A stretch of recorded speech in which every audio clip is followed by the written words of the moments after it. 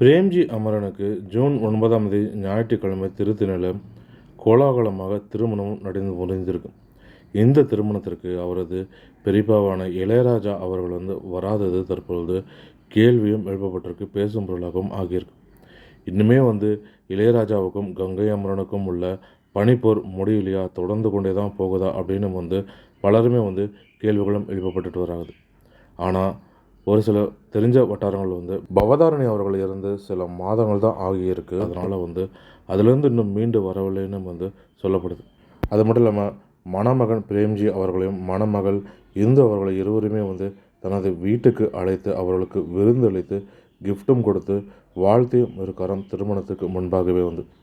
இதற்கு காரணம்னு பார்த்திங்கன்னா, ஏற்கனவே அவர் பல நிகழ்ச்சிகளுக்கு ஒப்புக்கொண்டதுனால இந்த திருமணத்திற்கு அவரால் நேரில் வர முடியவில்லைன்னு தகவலும் தற்பொழுது வெளிவந்திருக்கு. இளையராஜா அவர்கள் இந்த வயதிலையுமே எந்த அளவுக்கு பிஸியாக இருக்கிறார் அப்படின்றதே நம்ம அனைவருக்குமே தெரியும். இன்னுமே பல படங்களுக்கு இசையமைக்கிறது, இசை கச்சேரி அப்படின்னு சுறுசுறுப்பாக இந்த வயதிலையுமே இயங்கிக் கொண்டிருக்கார். இதனால தான் பல கச்சேரிகளுக்கு அவர் உறுதியளித்தபடி அந்த கச்சேரிகளை நடத்தி கொடுக்க இருக்கிறதுனால இந்த திருமணத்துக்கு நேரில் வரவில்லை. அதனால் இருவரையுமே வீட்டுக்கு அழைத்து அவர்களுக்கு வாழ்த்தியும் அனுப்பியிருக்காருன்னு தகவல்கள் இருந்திருக்கு. இவர்களது திருமணம் இனிதே திருத்தணியில் மிகவும் எளிமையான முறையில் நடைபெற்றும் இருக்கு. கூடிய விரைவில் சென்னையில் பிரம்மாண்டமாக ரிசப்ஷனும் நடைபெறவும் இருக்குது.